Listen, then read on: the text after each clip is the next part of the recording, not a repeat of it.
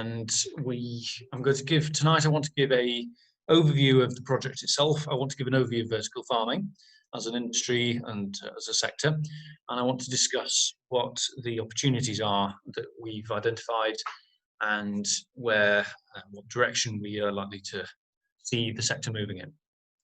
So there'll be an opportunity at the end to ask questions. If you'd like to put them in the chat box of the chat box feature, I'll respond to some of those at the end.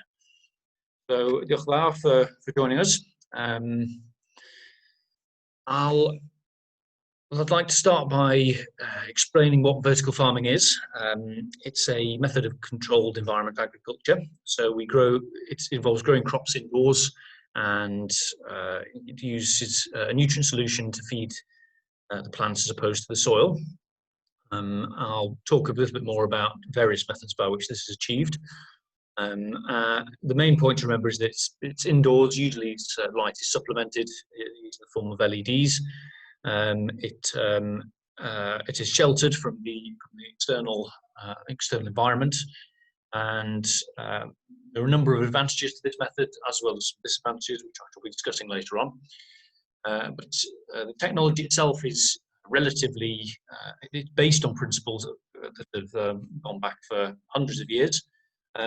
Seen something of a resurgence in the last 20 years and has begun to take off as a technology for producing food. You can grow just about anything you want in some capacity using vertical farming. It's actually a bonsai ginkgo tree. Some people grow as a feature using hydroponics or using a nutrient solution.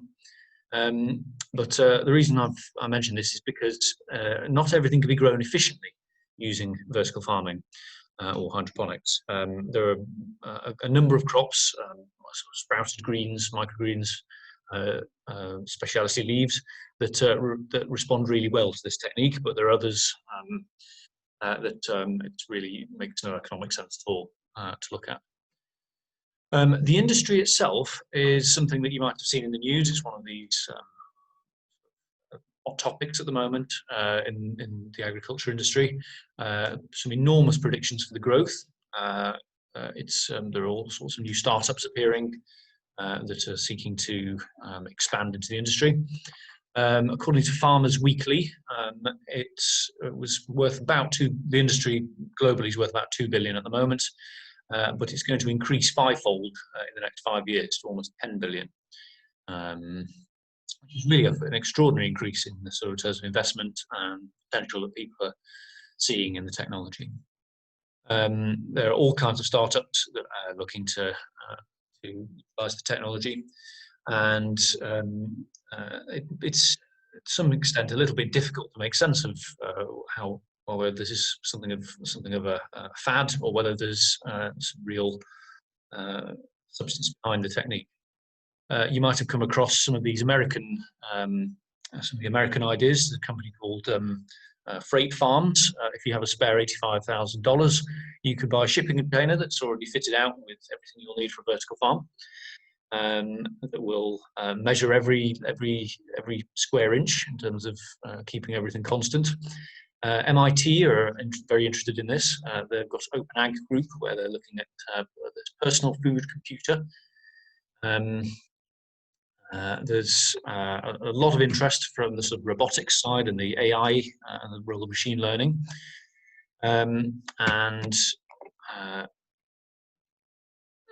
This is just to scratch the surface of what we're looking at in terms of some of the interest that all kinds of agri-tech specialists have got in the sector.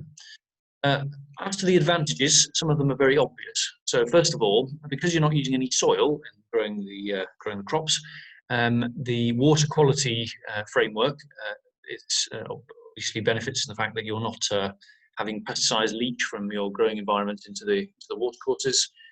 You're not having to worry about pesticide pollution. This is the same for water usage. Some estimates put 10% of the water requirement in hydroponics as compared to conventional farming, and it's obviously become particularly important with the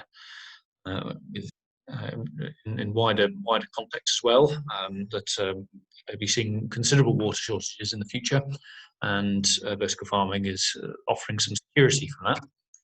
And there's also the supply chain aspect, whereby if you're growing food close to the point of use, you're wasting less time and energy and packaging costs.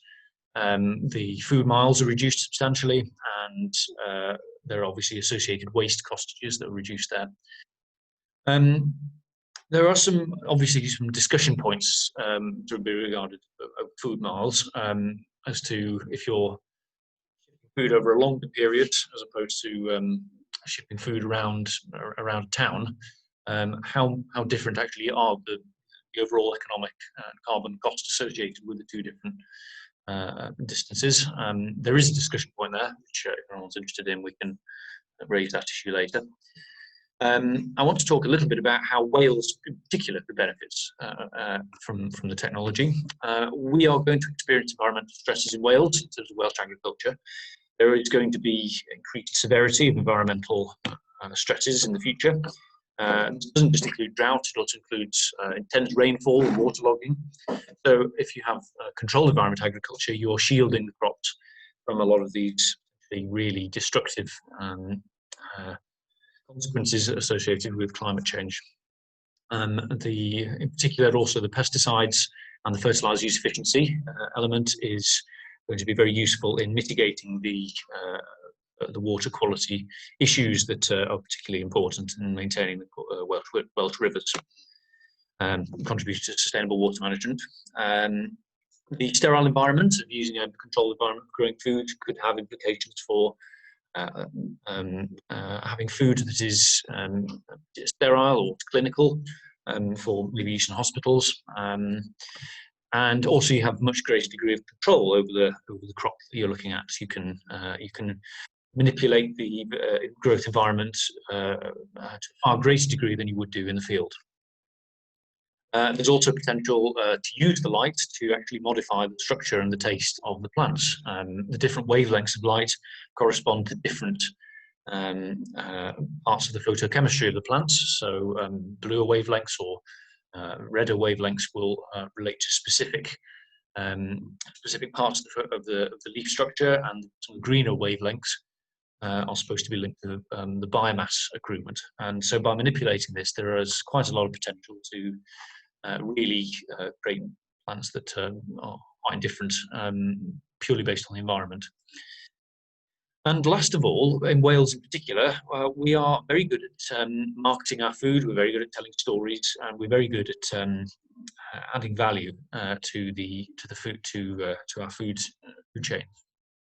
And in more recent times, there have been vertical farming has been introduced as in various places, and people are very interested in seeing the potential. One of the biggest areas is with conventional agriculture and farmers looking to diversify. Farmers have extraordinary experience in marketing food, understanding supply chains, how to grow plants, and as well as the potential to retrofit agricultural buildings to contain a vertical farming setup. This is why we're doing in this case is fairly new in that vertical farming is usually considered an urban farming technique to reduce food miles, but it appears that there is quite a lot of potential for rural innovation and development of the technology in a rural context. In North Wales as well, we also have all of these high-end restaurants locally that are associated with the tourism sector, and we are hoping to explore the value of the supply chains that we can create, looking into that. So again, to ask how this has effects in Wales. I don't know how many people here are horticulturalists themselves or producing food.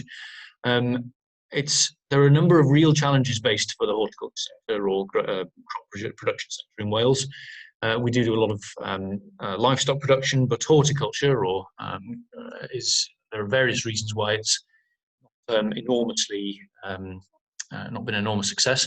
This here is my garden. I'll put this here as a bit of an illustration. I think many of you will be familiar with the kind of sloping landscapes, poor soils, very shallow soils, which will be either highly waterlogged or can suffer from having very narrow horizons, and will have all of the sort of the water and the nutrients just washing straight out of them. It is quite difficult to do a good job of growing veg in wilt.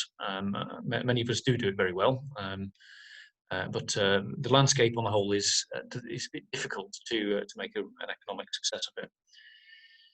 And so here we move into what the Tech Tyfu project is hoping to do, and how we're doing it. And we've started off by purchasing 5 of these vertical farms. Got 3 flood and drain and 2 nutrient film technique systems. Some of you will be familiar with these. And the idea is that we're looking at growing crops that may have value added to them, and we are offering these to people who are involved in the growing, who wish to be involved, for a year or for a growing season, without having to worry about forking out their own startup costs, to obtain understanding of how the systems work without having to invest in one of these initially yourself. And the idea is that once these skills and experience have been obtained, people can continue to develop, and continue to support people developing their venturing further into the industry. Startup costs are obviously the biggest obstacle to people, or we've identified it as being the biggest obstacle to people being involved in vertical farming. And so the pilot scheme is intended to prevent this from being a barrier, or as much of a barrier. We're hoping to develop, or we are in the process of developing, a cluster of growers, people who can share their skills and experiences, and to collaborate on supply chains and routes to market. In terms of these routes to market, we're particularly interested in restaurants and how we can build meaningful relationships with these restaurants or other avenues, and also more interested in high value produce as well, and how we can add value to the produce. We suspect that there could be scope to grow this locally. The UK imports about half its food, and we feel that there's just an enormous potential for us to be growing more of this food close to the point of use, as opposed to shipping it in constantly. A lot of these higher value crops that we import have quite short lifespans, and if we're able to grow it getting close to the point of use, the idea is that we can reduce these associated costs and actually compete economically, and make it economically viable to grow it locally. And again, I've talked a little bit about the transport and packaging costs. So this is what one of the nutrients, the ebb and flow systems looks like. To summarize this very briefly, a pump will saturate these trays on a timer, and periodically allowing saturation, and then the pump will turn off and all the water will drain out, allowing the roots to get both as much oxygen and as much moisture as they need in order to grow successfully. The water is circulated from a nutrient reservoir, and the lights themselves are on timer as well as the pump. As to what these materials, crops will grow in, we've looked at various different substrates. So what I'm doing here is just preparing some matting. This is recycled carpet matting. We've also looked at woolen matting as well, both of which have been very successful, because it provides anchoring for the roots and as well as storing some moisture. We've also tried hemp matting, which seemed like a nice sort of circular economy kind of solution, but in that case we found it wasn't particularly good at buffering or retaining moisture, and unfortunately it wasn't too much of a viable solution. There are other options as well. This is one of our participants, James Hooton. Hooton's Homegrown has been experimenting with clay balls for growing spinach and watercress, and clay balls are very interesting for a number of reasons. As you can see here, the roots structures of the watercress really enjoy, they will grip the clay balls very well. It provides very good anchorage. provides buffering capacity. It also provides a surface for cation exchange. And we also found that it absorbed a lot of the heat from the LEDs during the daylight, re-emitted it during the night, and kept the plants warm. So it was a real success. You can also use them indefinitely, really, with these. I think these clay balls have been used for years. There's also coconut coir. That's probably the substrate I'm most familiar with. These are made from the husks of coconuts, so it is an industrial byproduct. They'll be buffer treated to allow for some buffering capacity, and they also contain sort of natural antifungal properties. So these are better if you're growing larger crops that have larger root systems. And there are a number of issues to be aware of as well. The moisture retention potential isn't enormous, but it is tried and tested. Right. After the crops, we've been germinating a number of experimenting with various different species. And we were most of all impressed at the outset by just how fast some of these crops can grow. After germinating, which will take a day, within 5 days, there's some really obvious signs of growth improvement. I'll talk a bit about wheatgrass first of all. This was the first crop we looked at. By we, I mean myself and Garrett Hughes, our project partner. We were interested to see wheatgrass just because everyone knows what it is, and it's just very it's incredibly easy to work with. It's very easy to germinate, and once it's given a place to grow, it'll just keep going. There is a wheatgrass market. It's been used as a form of plant protein, and I've been very impressed at how much these products are actually going for. One of the disadvantages of working with wheat, of course, is that it's unlikely as itself to become economically viable. Bashed quite a bit in terms of vertical farming in the media. George Monbiot has been particularly scathing about it. In The Guardian, he did a costing of it based on the cost of the LEDs, and anticipated between $11 and $15 per loaf of bread produced. So in this case, we're not advocating that this is one of the crops that you make a turn a profit from, but it's been very good to at least gain skills, and you can also use it to make smoothies or possibly other possibilities as well. I have noticed it's very sweet in the first sort of 5 days, and possibly there could be some innovation regarding that. We've looked at radish, a couple of different varieties, Rambo on the left, daikon radish on the right. This sprouted radish tastes very much like the salad item we're all familiar with. Except it appears much quicker, and it has a very strong radishy pepper taste, and it's supposed to become increasingly popular as a health benefit delivering product. At a week in, this is the wheatgrass on the bottom, pea shoots just above. Really impressed with sort of the speed at which, from germinating, we've ended up with viable crops.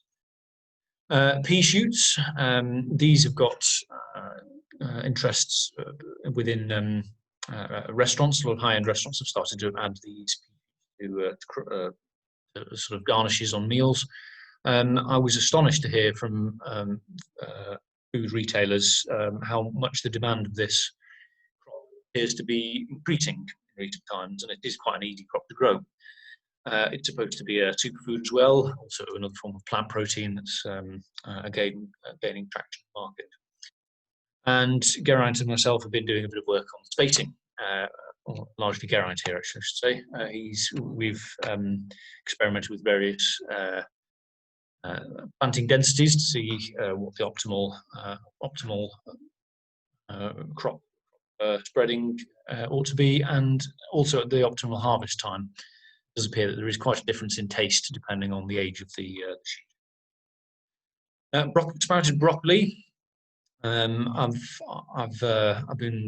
really enjoyed working with it. It's incredibly tasty, and another of these products that sell quite nicely is powder form. It's been very popular in the microgreen or people who've been interested in microgreens for health benefits. It's supposed to have all kinds of heart disease preventing properties. The academic literature's had a look for this, and there were supposed to be some really positive anti-heart disease benefits or cardiac inflammation potential based on broccoli sprout extract. But specifically, what is lacking is real evidence as to how the disease prevention mode of action might actually exist. So it's certainly proving very popular, and there certainly has been some tested therapeutic potentials, but it's an area where research is still ongoing, and I'll be a bit careful of counting this as some kind of superfood that will solve everyone's problems. It's certainly very tasty though, and it's proved very easy to germinate and very easy to grow. This was another view of our radish. This is 7 days in. Again, proving that we got the spacing, a little bit of experimental spacing, but it appeared very nice in the end. Micro leeks, quickly talk about this. It's supposed to, as well as being absolutely delicious, I've really enjoyed growing micro leeks. They also have another of these microgreens that's supposed to have therapeutic potential. In this case, it's supposed to help lower cholesterol, although it's got supposedly a different mode of action from statins.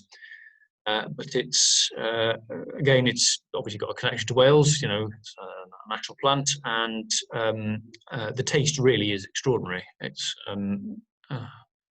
one of these plants that it's very small, very sweet, but instantly adds plenty of flavour. We've sent some of these out as samples to various chefs, and have got some really positive feedback. And if I left to my own devices, I would probably experiment with growing lots and lots of this stuff. As well as baby leeks as well. Just to talk a little bit about what our other growers have been doing. I mentioned James Tugton earlier. He's been working with particularly experimenting with various crops. Watercress ended up being the overall favourite, and if you go to any of the farm shops, Hooton's homegrown, you'll see some of our effectively produce watercress that has come from the vertical farms, that has been retailing at, I think these bags cost £2 each.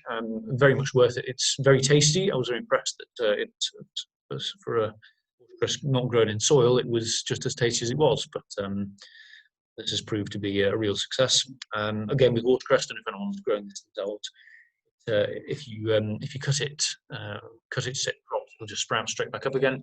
And I think the seeds are incredibly easy to purchase. I think £4 got you 10,000 seeds at the moment, which is more than enough, I think, for a very long period of time. So that's been a real success. Unique selling point here has been that at the moment I don't think there's anyone else selling Anglesey berries watercress, but by all means, if you're local, do make your way to Hooton's and see what it's like. One of our other growers is Kate Leonard in the Cynlleth. There's a wonderful little network of growers down there who are participating in the Dubby Food Hub, and got a local sort of farmers markets cooperative. And she's erected this temperature-controlled unit and housing around the unit, which is, she tends to use it to continue growing into the cold months, which I'll be really interested to see. She's also growing, as well as pea shoots, you can see there, some winter spinach, with the intention being seeing how winter spinach can survive in lower temperatures. And again, it's one of these plants that there's a considerable gap in the market later on in the year, showing again how we can perhaps use vertical farming, just close some of these supply chain gaps for seasonal produce and reduce our dependence on imports. So great little piece of innovation, and really excited to see what happens as a result of that. As to the cost of these units, we purchased these from Hydrogarden using the Rural Development Fund, and I think they work out as between £5,000 and £6,000 each. And at this point, you'll think, well, you know, quite a steep upfront cost to pay for one of these devices. However, it's perfectly possible to also consider building your own device. I've built a number of contraptions myself in the past. Most recently, I've been wheeling this piece around to various events. Purchased only using local materials, cost about £200 in total. And again, using a little electric meter, the pump costs were the largest long-term cost. As is with all vertical farming, the energy requirements can be a pain in the neck. But actually building a system and getting it plumbed, getting the pumps integrated, isn't beyond it's not enormously difficult to do, and it can be perfectly achievable.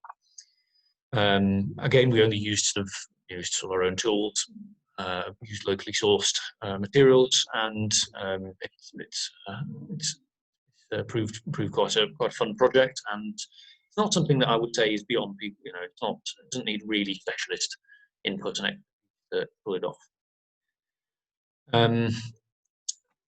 I'll briefly speak about aeroponics, which is very similar to hydroponics, but it's using a nutrient mist system. And I'm personally very interested in this, as it uses even less water than the systems that we were talking about. Drawbacks being we need lots of pressure. You need a lot of pressure for these misting heads that fit into these internal tubes, and you need to it's a bit fiddly getting the taps working. But once it works, it can be a really effective way of growing plants. This is the mechanism that NASA are looking at to supply their astronauts with veg in spacecraft. So it's yet a further refinement of the vertical farming technique. I'd lastly like to talk about another sort of strain of this thread of this whole project, which is looking at designing modules that are, rather than the larger scale, people who want to grow their own crops on a much smaller, maybe just a domestic scale.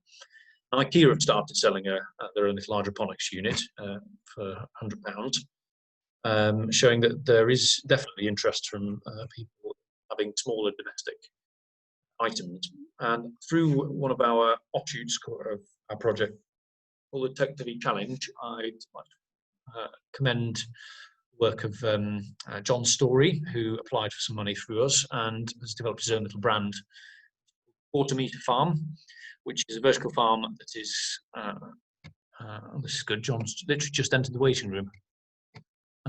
Just joining us right now. Hi, John, I'm just talking about you. I was mentioning the advantages of domestic appliances as part of the vertical farming world, and John has been doing some fabulous work on this, designing on a budget a kitchen unit, or a unit that has the potential to be used in domestic circumstances. And this was delivered through an offshoot of our project called the Tech Tyfu Challenge, where we invited people to bid for money to deliver hydroponics on a budget. That's actually the end of what I was going to say, and I was hoping to open the floor now to questions from people who've been participating. I'm sure there's plenty of things that I've not gone into depth over. So if anyone has any questions, please let me know.